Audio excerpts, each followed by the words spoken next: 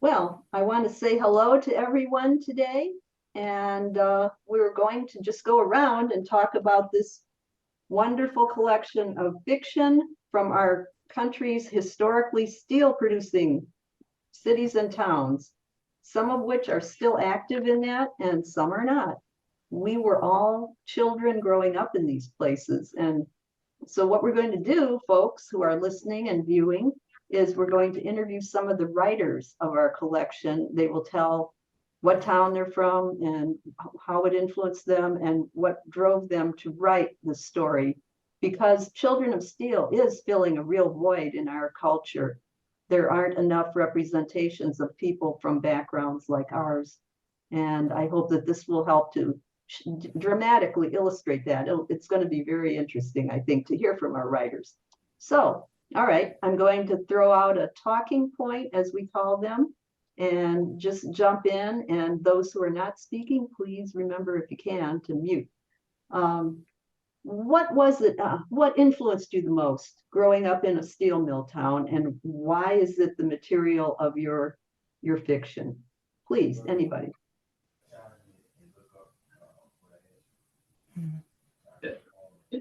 I would say what comes to mind when I think of East Chicago, Indiana, where I grew up and call home, still call it home, even though I live in Dallas, Texas area now, and have lived in Baltimore, Maryland, and Milwaukee, Wisconsin in my adult years.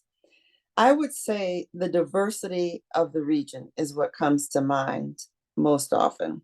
And that was a huge influence on me. And I think it helped to shape my personality. And I think it also helped to shape my perspective. Just as I interact in different circles, I realize that everybody has a different background. Everybody has a different set of cultural influences that bring themselves into, whatever conversation I'm in. So it's the diversity that I so much appreciate in the region of the region. How about some of you others? I think for me, it was growing up, hearing my grandparents and many aunts and uncles talk about, how our family came here, in the 1890s, and just so many stories about where we were from and how we built our lives here, how we built our families here, built friendships, and, everybody pretty much stayed in the same place. But it's just such a rich history, and there's so many family stories and so many regional stories that I just wanted to get it on paper, as opposed to just having it verbally told from generation to generation. I think having it on paper, especially from a perspective of my generation that never actually saw the steel mills, when we just hear about them, I think it was important to get it down on record, so to speak, so that future generations know how important the steel mills and the steel towns were and still are. Could I ask a question? Was it important to make it fictional rather than just oral history? Because we're not doing oral history. Yeah, I mean, obviously it's fictionalized. My story, it's based on a lot of stories that I heard growing up from both sides of my family.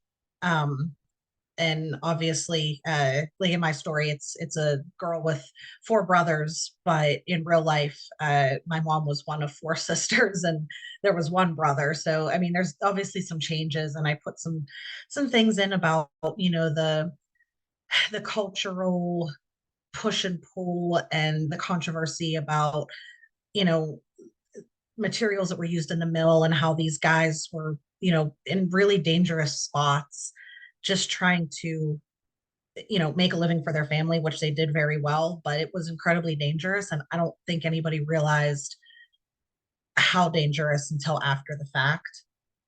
So yeah, fictionalized, especially again because I was not alive during that era, so I had to make a lot of stuff up, just in my imagination. Um, but yeah, a lot of it is based on stories I've heard growing up. Thank you, Stacy. And it's like an accordion of time. In fiction, I know what you just described is you kind of compressed it like an accordion, or you pull it out. And for fictional purposes, a lot of our stories, I'm just generalizing, correct me if I'm wrong, take things that either didn't happen, or we exaggerate them, or we bring things that weren't from our, just dispersed elements. We bring them together in fiction that make it so different than oral history. Anybody else?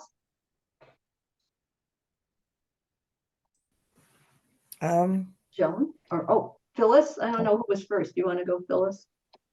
oh, if Joan wants to, she can go Joan, you want first. to? Okay. You're on the screen, Phyllis, so go for it. Okay. Um, well, I guess my story is more, in hearing that some of the other stories are more like a history, uh, possibly over generations, if I'm not mistaken. But I think mostly my story was sort of a day in the life kind of thing. I didn't present a whole lot of history, I don't believe, in my fictional story. It's sort of like um, an episode or a short time period um, where we were all like young adults, but still at home with mom and dad. And what our dreams, we hadn't gotten away from those childhood dreams into seeking out more mature ambitions, what like going to college and doing other things. Oh yeah, we went to college, but at this time period of the story, we were sort of like searching out what we wanted to be. And as ridiculous as it sounds, we wanted to be famous. We wanted to be musicians, to be part of a band, uh, uh, not necessarily a rock band or a blues band or maybe an all-around music band. My sister and I, we played instruments. Um, we actually were a band. We performed. Um, we did a lot of Motown. We did, because Motown was going on, a lot of Soul Train era, and we were from that time. And that's basically what the story is sort of like about. That we still had perhaps childish dreams at the time, but they were ambitions and dreams, and the world was changing and opening up to different things that you could do. And yeah, we can do this. And I think we accomplished quite a bit. One thing that I didn't mention in the story, because it would have been probably a little bit too long, was that there's a rock opera, Jesus Christ Superstar. And I remember that we performed that. The high school that I graduated from, they would do a play or a rock opera or a something very theatrical. And this is Westside High School in Gary, Indiana. And they performed Jesus Christ Superstar one year. All they had acting, the actors, they could all sing. They did the whole play, and they needed musicians. Now they had the musicians for the classical part of the music, but they needed rock guitarists. I was a fan of that music. I had Lloyd Webber's album. I played it all the time, and my brother was able to like learn those parts. We learned those parts, and we were the rock part of the band for their part of the play. Someone from King College saw us. They have a theatrical department, and they said, could you come and perform for us, because we're also thinking about doing that play. And this was in Chicago. We were the only rock group or musicians that they could find that knew the score, and we were able to perform that with them. And they did, I forgot how many performances of that, but we were part of the band. And that was just marvelous for us. It was big time on Broadway, and as far as we were concerned. And um, that was, like our life. We all had our day jobs, so to speak, but we all came home in the evening to our little house on Morton Street in Gary, and we just lived. And it was a very pleasant, happy time of my life. My brother lives in California now. He was our composer, our he would set up the shows. He was our he taught my sister and I how to play. I played the bass. My sister played rhythm guitar. My brother played lead guitar, and then we had the drummer, our friend, um, was our drummer, and um, we would we would I don't know. Our expressions came out of that. Now he wrote original music. I wrote lyrics. He would do the music. He could read music. Uh, and in California, he has a copy of this story that I sent him. I haven't heard his review about it. You mentioned you wonder what my family thinks. I haven't heard a review of what he had to say about it yet. But he was talking about coming up with some sort of material. He wanted to do a play. And I'm going like, this could be an idea. Because we had our own music, he could make it a musical. So I was hoping that, I haven't given him the news about this being included in the, Children of Steel yet. So I guess he'll probably be kind of delighted about that. I'm glad to hear that. And Yeah, that's a lot of background and very interesting about your family's accomplishments in the rock field too. And some yeah, of he that's in your wanted to be story. like the Beatles, actually. Yeah, yeah. I had a friend too that he basically worked with the Jackson Five. He's a Greek guy whose dad was a steel worker, immigrant from Greece, and he said I should have stayed with them. What was I thinking? Okay, so all right, Joan, are you up for telling something about your whatever we're talking about? I guess our town and our formation as I, writers. I, I think you asked us how our town influenced our being a writer. As for diversity, I think that Whiting was like a hermetically sealed town when I was growing up. Sort of the aliens dropped a dome over it, at least as a child with a gifted with an imagination. That's sort of how I lived. I didn't know what a hermetically sealed dome was at that time, but that's sort of how I lived. And so when I write, and even when I talk about my writing, I tend to sound a little quirky because I think I go into a place in my mind, whether I'm writing about adult stuff, fiction, or childhood memories. I become very childlike. And how I became a writer is I guess I was gifted with this imagination. And my parents, um, troubled as they were, so many. My father was in a German prison camp for 3 years as a GI. So they had their issues, but they had a sense of humor, and both of them had great vocabularies. And my mother always wanted to be a writer, but in those days, as I said, it was hermetically sealed. Women didn't go to college, even though she was a secretary at American Oil in Chicago, working for all these chemical engineers, and she knew all those long chemical terms, et cetera, et cetera. She was an incredible grammarian, but you just were sealed into Whiting. And the diversity of it was that you'd step out of the door in the morning, and by smelling the air, you could tell sort of what the weather would be because you knew which way the wind was blowing, as Dylan would say, the soap factory or the oil refinery or the slag heaps, the American maize with the corn slurry smell in the air. So it was for a kid who had an imagination and sort of sopped these things up. When I was in the third grade and everybody started saying, "Gee, Joan, you're such a good writer," the teachers, et cetera, when I was in the third grade, and all the kids through all of high school and grade school said, "Joni, someday you're going to go to New York and you're going to write all about us." That was something I guess I'm still trying to achieve, but I think I was born to write Blue Collar Land, to tell the story of what it was like.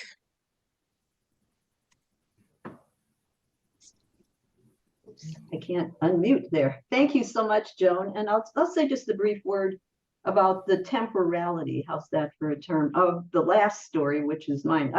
I'll tell you how I arranged the stories. I did a reshuffle. People noticed that were helping me edit. And I reshuffled to put monarchs at the beginning and sprightly Aphrodite at the end. Monarchs is about as grim as it gets, and it's very short, and it hits you between the eyes. I don't want to give anything away. It's very brief, but it really socks you with the reality of what it is. And at the end, it's like a bus. Everybody's on the bus. All kinds of people are on the bus.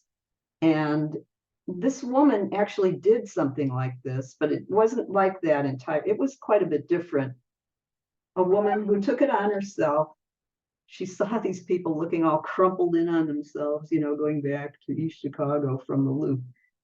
And she was up there on the bus doing some kind of a one-person gig. But it wasn't like that. But this memorable woman is sort of modeled on that woman who was a real person. And I just thought that it's something that, okay, what am I trying to say? Well, James Joyce and Ulysses, you had a man in Dublin with the level of Dublin, grubby Dublin, and Greece, and the whole, mythic Greece. And I didn't think of that until after I'd written it. But here you have a woman who is softening all that harshness, all the hate, all the horror, all the conditions of woman who's coming in and trying to be there for these people. Sort of like what the people in China call a bodhisattva, because she could be in nirvana. She could have moved to some Gold Coast apartment and never come back to the East Chicago. But the bodhisattvas in Buddhism are the ones who could have nirvana, but they don't, and they go back to be with the rest of everybody. And that's kind of, again, I didn't think of it when I was writing it, but it sort of brings it back. And from not all women are wonderful, but this happens to be one of the women who are wonderful. And we're so fortunate in our town. She brings it to these people. You don't have to have trees and flowers and mountains and pristine ocean and Cape Cod. We can imagine things right here, right today, right on this bus. So that's what I did with that last story. I wanted to add something to step on everybody else. I want to say it first. The food in these stories, the food at the funeral, Karen, the food in the kitchen. I think, Phyllis, it's your piece. Just so many different kinds of ethnic food and what role it plays. The recipes of our ancestors are in these stories. The wedding food, the cabbage, the sauerkraut, everything, it's all there. That's so true. And almost every story, there's some mention of the family recipes or making food, or food, especially food, I think, in groups. Food in public, food in reunions, in birthdays, in ethnic groups. So, we have a whole lot of food.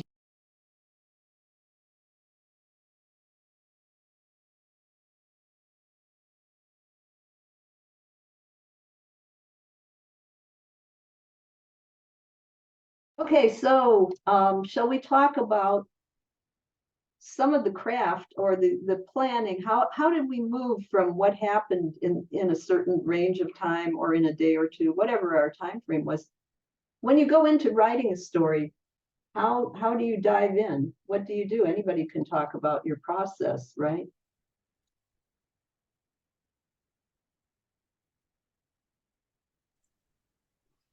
I think for me, um very at the very beginning, I just kind of write nonsensical ideas bouncing from one part to the next.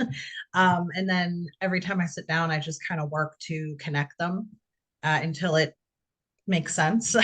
Because at first, I kind of have all these ideas and I'm not really always 100% clear on how A gets to B and B gets to C and so forth. So yeah, it's a lot of just jotting down ideas, whether it's in a notebook or on the computer, and Like I said, just every time you sit down and even when you're, driving to work or whatever, thinking about how you're going to connect them so they make sense, just polishing it until it makes sense to somebody outside and until it resembles what you want the story to be about.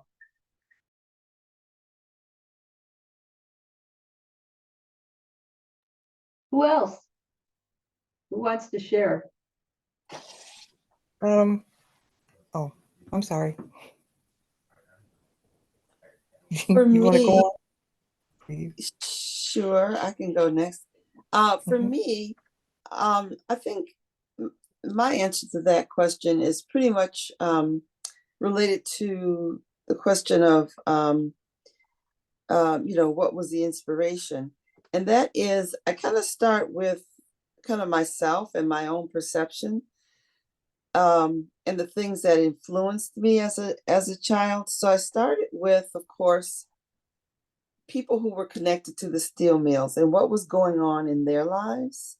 So the steel mill is kind of the centerpiece, and then you kind of branch out from there. And actually, one idea kind of just takes you into another. So, for instance, um, factually, the steel mill did sponsor a big Christmas event, but in Granny's trunk, it's more like a pre-return to school, end of summer event. And so, you know, I just your imagination takes over from there once you just decide that that's what it's going to be. And then again, the diversity piece is who is all at this event, who's all there. It's our high school was really big on sports. So there were, people on the side playing sports, and kids jumping rope. And so it's all the things that I remember growing up that were involved in my day-to-day existence.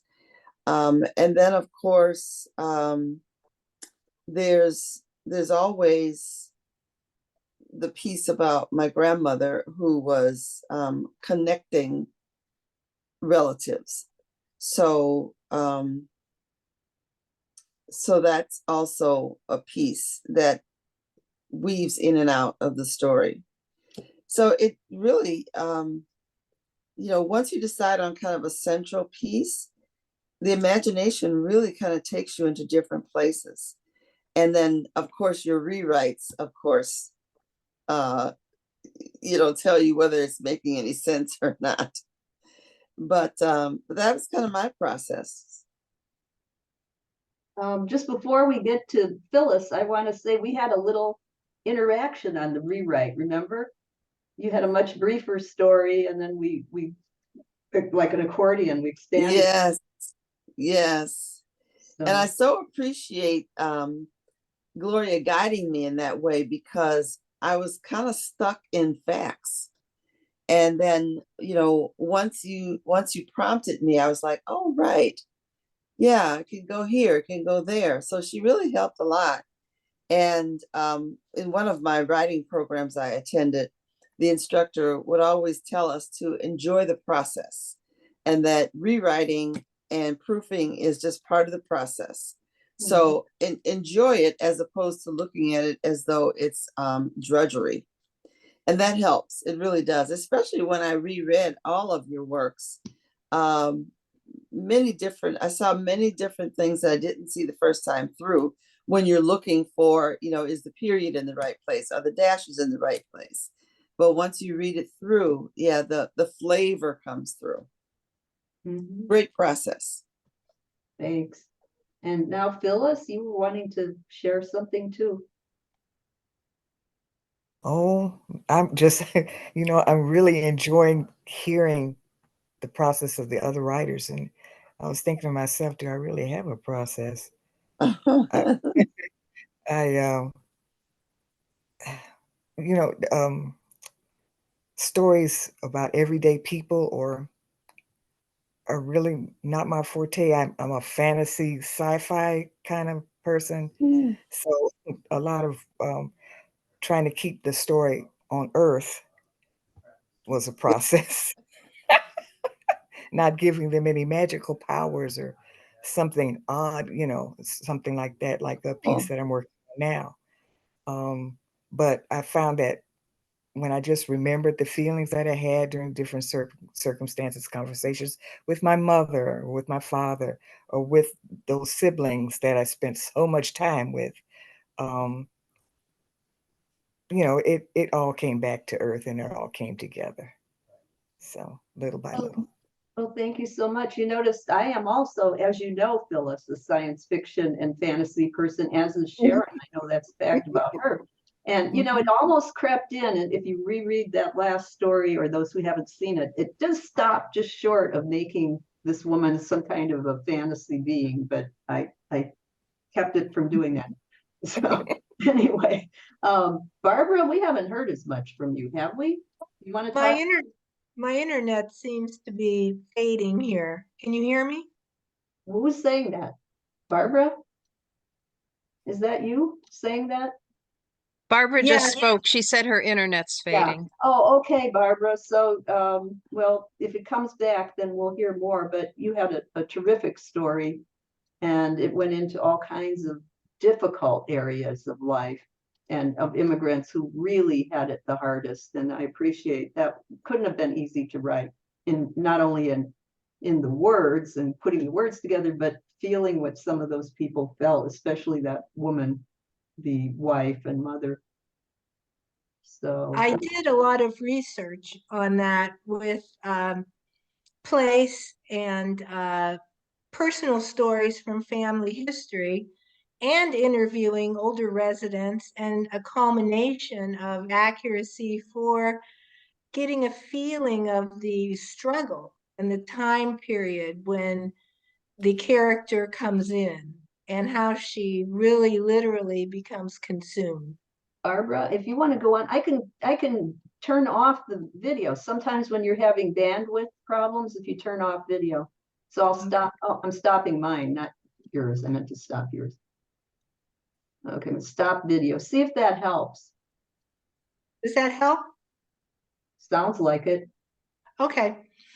Yes, it was a culmination of research and gathering information to make it an accurate, so the character coming through with the character was conveyed the struggle, and a multitude of personal stories, interviews from prior residents, and basically a fictional place to put all that together for the reader.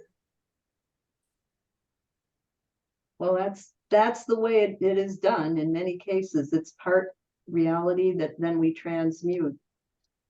Who haven't I heard from in a while? Sharon, you want to say anything else on yours? Yeah, I was just came up with a happy memory. Mine was just mostly just memory of my youth, a few things. And I just remembered the skating rink. I really liked that when they did that. And my mom, she was very frugal, and I wanted skates. She bought me my skates, but she wanted to make sure I could use them for more than one season. So she bought them real big. And her friend told her to fill them with socks. And that's why one of the reasons I couldn't skate, because my try to skate with no support on your ankles, just socks. It's not easy. That's very true. And I think that we've gone around. Any other, I'll just put it open-ended. Any other final thoughts about the process of doing a book like this and working together like this? I'd like to say something about it's so good to actually see the real writers on this little Zoom. But what touched me, having to read all the stories as Karen did, line editing them, etc., I realized very profoundly, very deeply, for the first time, perhaps, that I wasn't alone. I wasn't alone in my stories, that there were people who were writers who had similar stories that touched me and touched on aspects that I hadn't had time to touch on or hadn't thought of. But, the themes like Christmas, it's in almost every story. But just knowing there are other writers out there with a similar soul connection to mine was very, very powerful. Oh, I felt the same way. And that's why I mean, it fills a void. I went through all the way to a PhD and there was never anybody, I was invisible. And, I determined I would stick with it, even though you felt more and more, I don't want to use the term unwelcome, but at times I was definitely unwelcome because we weren't from the background that usually gets a PhD in literature. And I thought, what can I do? Well, one thing, if nobody else is going to do it, we can do our own. The South had what they called the Renaissance, the Southern Renaissance, Faulkner, Tennessee Williams. And they were not doing much. They were a backwoods place, backwater. We can turn it around. We have plenty of talent. We can be visible too. And you see what you felt. You see, Joan, what you felt is what I was missing when I went through the whole literature program all through college. So this is something that is going to make a good community, add to the whole community, where communities are being shattered. Let's face it, we know that. There's a lot of problems, and the way that U.S. Steel treated Gary is horrible. And a lot of the social problems have come not out of people's characters, but out of like, suddenly smush. So these are things that our communities are all dealing with, and we don't have the money to turn it around economically, but we can show that we are related and we do relate to each other. So that's what was so meaningful. I want to say one other thing about the presence of unions, which also runs through many of the stories.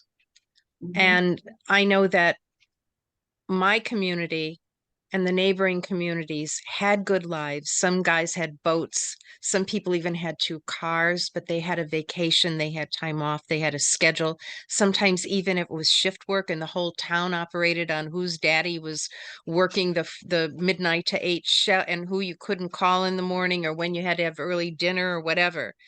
And the unions were so important. Health insurance, support, a community where the hospitals took union health insurance. We took it for granted almost because the guys sacrificed so much to work. But the unions and women's secretaries were part of the unions too. And the unions played a huge role in making our childhood and helping us grow and get the education that so many of us have had.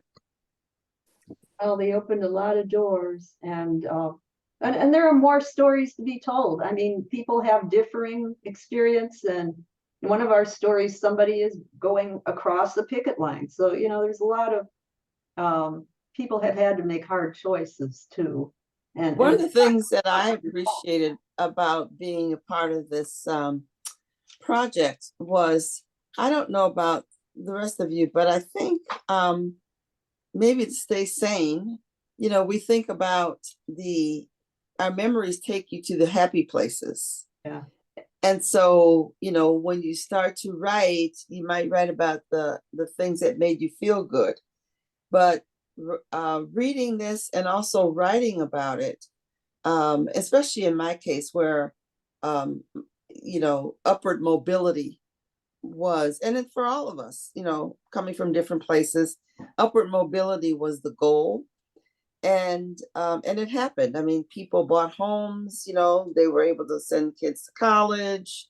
They were able to live a middle-class existence. But what these stories also tell is the reality. And of course, so there's the alcoholism, sexism, segregation in terms of housing, working conditions in the mill, were not always safe. And so those are things that make you deal with reality. And once you can deal with reality, you can be a problem solver. So, it can inspire you to get involved in some of these issues that still exist today. They're still with us today, a lot of these issues. And so, yeah, that was really helpful. And I really appreciate it. It kind of brought me down from, made me say, okay, all of that was wonderful, but these are some things that, we have to wrestle with as humans and as citizens. That's kind of a great wrapping kind of a note. Shall we wrap it here, or does anybody, one more person want to say anything, or is this it? I think we've all done an excellent job of showing the way, like your grandmother did, how to bring our people up from Yeah. the various steel mill towns like your grandmother did. We'll bring them up. We'll say, don't be afraid. You can do creative writing about right where you're from. You're right. You're right.